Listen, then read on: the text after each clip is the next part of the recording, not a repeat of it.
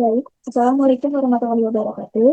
Eh, Perkenalkan, nama saya Alia Anita Wardani dengan NIM 2301844, mahasiswa Prodi Fisika Angkatan 2023. Pada kesempatan ini, saya akan mempresentasikan laporan kemajuan magang yang telah saya lakukan di PT Pindad Persero, khususnya pada divisi penjaminan mutu dan K3 EH. Magang ini merupakan bagian dari upaya saya untuk memahami ilmu fisika material secara langsung di dunia industri. Pada latar belakang, pengembangan industri manufaktur menuntut penggunaan material dengan kualitas tinggi, terutama pada industri strategis seperti pertahanan. Kemudian kualitas material pun sangat berpengaruh terhadap performa keamanan produk, sehingga diperlukan pengendalian itu melalui berbagai pengujian seperti uji mekanik dan analisis struktur mikro. Oleh karena itu, kegiatan magang di PT Pindad ini menjadi penting untuk memahami penerapan teori fisika material secara langsung di dunia industri. Nah, adapun rumusan masalah. Dalam kegiatan magang ini terdapat beberapa rumusan masalah yang menjadi fokus pembahasan. Yang pertama adalah bagaimana ruang lingkup pekerjaan di divisi penjaminan mutu dan K3H. Kemudian yang kedua adalah bagaimana proses pengenalan alat uji mekanika di dalam laboratorium. Dan yang ketiga adalah bagaimana dasar teori yang digunakan dalam analisis struktur mikromaterial. Adapun tujuan magang. Nah, tujuan dari kegiatan magang ini adalah untuk memahami lingkup kerja di industri, khususnya di PT Pindad. Selain itu, saya juga mengenal berbagai alat uji material beserta prosedur penggunaannya, serta memahami konsep dasar struktur mikro material logam yang berkaitan dengan sifat mekanik. Pada laporan ini, pembahasan dibatasi pada periode awal pelaksanaan magang, yaitu pada bulan Maret 2026. Nah, kegiatan magang pada laporan ini dibatasi pada tahap awal pelaksanaan, sehingga pembahasannya hanya mencakup pengenalan lingkungan kerja, kemudian pembelajaran teori dasar, serta praktek awal di laboratorium tanpa analisis mendalam. Pada minggu pertama, kegiatan difokuskan pada tahap orientasi atau pengenalan lingkungan kerja. Kemudian pada minggu kedua, kegiatan berfokus pada pembelajaran teori dasar, struktur mikromaterial. Kemudian, sedangkan minggu ketiga, yaitu mulai dilakukan kegiatan praktis berupa preparasi sampel metalografi, sehingga laporan ini belum membahas analisis hasil pengujian secara mendalam. Nah, di sini ada sifat mekanik. Sifat mekanik material merupakan karakteristik yang menunjukkan bagaimana suatu material merespon gaya atau beban dari luar. Respon tersebut dapat berupa deformasi elastis, yaitu berupa perubahan bentuk sementara, maupun deformasi plastis, yaitu perubahan bentuk permanen, hingga akhirnya material dapat mengalami patah. Kemudian parameter pun penting dalam sifat mekanik ini, meliputi tegangan, dan modulus elastisitas yang biasanya digambarkan dalam bentuk kurva tegangan atau regangan. Kemudian ada uji tarik. Nah, uji tarik ini merupakan salah satu metode pengujian yang paling umum digunakan untuk mengetahui kekuatan material. Pengujian ini dilakukan menggunakan alat universal testing mesin dengan cara memberikan beban tarik secara bertahap hingga material mengalami deformasi atau patah.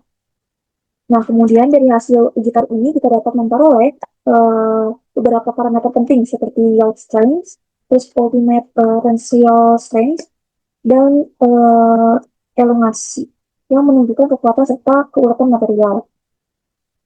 Nah, pengujian ini pun dilakukan dengan menarik spesimen hingga mengalami deformasi atau patah yang sudah saya jelaskan tadi untuk mengetahui karakteristik mekaniknya. Kemudian ada uji kekerasan. Selain uji tarik, terdapat juga uji kekerasan yang digunakan untuk mengetahui ketahanan material terhadap deformasi plastis lokal akibat penetrasi. Nah, metode yang umum digunakan antara lain yaitu Brinell, Rockwell, dan juga Vickers. Nah, pengujian ini relatif lebih cepat dan sering digunakan dengan metode inspeksi awal dalam pengendalian mutu material. Kemudian di sini ada struktur mikro. Nah, struktur mikro ini merupakan struktur internal material yang dapat diamati menggunakan mikroskop. Nah, struktur ini terdiri dari beberapa komponen seperti fasa, kemudian batas butir, dan juga inklusi. Perbedaan ini sangat mempengaruhi sifat mekanik material. Nah, sebagai contoh, ukuran butir yang lebih kecil dapat meningkatkan kekuatan material, sedangkan adanya inklusi itu dapat menjadi titik awal terjadinya kegagalan pada material. Nah, kemudian ada preparasi sampel. Sebelum dilakukan pengamatan struktur mikro, sampel harus melalui proses preparasi terlebih dahulu. Nah, tahapan preparasi ini meliputi preparing, kemudian mounting, kemudian grinding, terus juga polishing. Nah, tujuan dari proses ini adalah menghasilkan permukaan sampel yang halus dan bebas dari cacat, sehingga struktur mikro dapat diamati dengan jelas. Jika proses preparasi tidak dilakukan dengan baik, maka hasil pengamatan bisa menjadi tidak akurat. Kemudian ada standar pengujian. Nah, dalam industri, pengujian material harus mengikuti standar agar hasilnya valid dan dapat dibandingkan. Salah satu standar yang digunakan adalah ASTM, seperti ASTM E8 untuk uji tarik, dan ASTM E23 untuk uji impak. Dengan adanya standar ini, hasil pengujian menjadi lebih terstruktur dan memiliki tingkat kepercayaan yang lebih tinggi.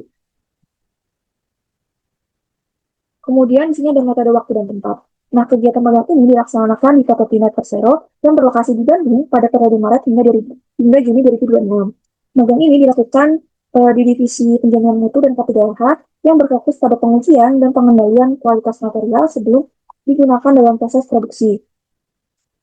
Kemudian metode pelaksanaan. Nah, metode pelaksanaan magang ini dilakukan melalui beberapa pendekatan, dimulai dari observasi secara langsung terhadap proses kerja di laboratorium, kemudian pengenalan alat uji, material, kemudian selanjutnya dilakukan pembelajaran teori dasar, kemudian diskusi dengan pembimbing, serta keterlibatan dalam praktik laboratorium. Metode ini membantu saya memahami keterkaitan antara teori dan praktik secara langsung. Nah, untuk kegiatannya pada minggu pertama, kegiatan masih berupa tahap orientasi. Saya diperkenalkan dengan ruang kerja, terus ruang lingkup pekerjaan pada divisi, serta laboratorium pengujian material. Selain itu, saya juga mulai mengenal alat uji mekanik seperti uji tarik dan uji kekerasan, namun masih sebatas observasi. Kemudian pada minggu kedua, uh, kegiatan ini difokuskan pada pembelajaran teori dasar, struktur mikromaterial. Nah, saya itu mempelajari konsep fasa dan inklusi serta memahami bagaimana struktur mikro itu dapat mempengaruhi sifat mekanik material. Tahap ini pun menjadi dasar penting sebelum melakukan praktek di laboratorium. Nah, kemudian pada minggu ketiga yaitu pada minggu ketiga ini saya mulai terlibat dalam kegiatan praktis di laboratorium seperti gambar ini. Nah, kegiatan ini dilakukan meliputi preparasi sampel metalografi, yaitu preparing, mounting, grinding, dan polishing. Melalui praktik ini, saya memahami bahwa kualitas preparasi sangat menentukan hasil pengamatan struktur mikro. Oh iya, saya mulai kegiatan magang itu pada tanggal 13 Maret 2026, jadi masih baru gitu ya. Soalnya waktu itu dokumen surat keterimanya belum resmi gitu, jadinya saya belum bisa mulai magang pada awal Maret itu. Kemudian kesimpulannya, yaitu berdasarkan kegiatan magang yang telah dilakukan, dapat disimpulkan bahwa pengendalian mutu material memiliki peran yang sangat penting dalam industri. Nah, pengujian sifat mekanik dan analisis struktur mikro ini saling berkaitan dalam menentukan karakteristik material. Selain itu, proses preparasi sampel juga menjadi tahap yang sangat krusial dalam memperoleh hasil pengamatan yang akurat. Nah, melalui kegiatan magang ini, saya memperoleh pengalaman yang sangat berharga dalam memahami penerapan teori fisika material di dunia industri. Nah, adapun dokumentasi. Nah, selama kegiatan magang di PT Pindad ini, dokumentasi itu tidak diperbolehkan secara bebas. Oleh karena itu, dokumentasi yang ditampilkan itu diambil oleh pembimbing dengan izin yang resmi. Selain itu, mahasiswa pun tidak diperkenankan membawa atau menggunakan perangkat elektronik seperti handphone atau laptop di area tertentu. Nah, di sini ada tata tertib perusahaannya, bisa dilihat bahwa kita itu dilarang membawa alat rekam gambar seperti kamera, handphone, dan lain-lain, maupun data laptop pasti yang lain tanpa izin masuk dari pihak divisi pengamanan. Jika dilarang untuk dokumentasi, maka dari itu dokumentasi itu terbatas. Oke, sekian laporan magang saya. Mohon maaf bila ada kesalahan. Assalamualaikum warahmatullahi wabarakatuh.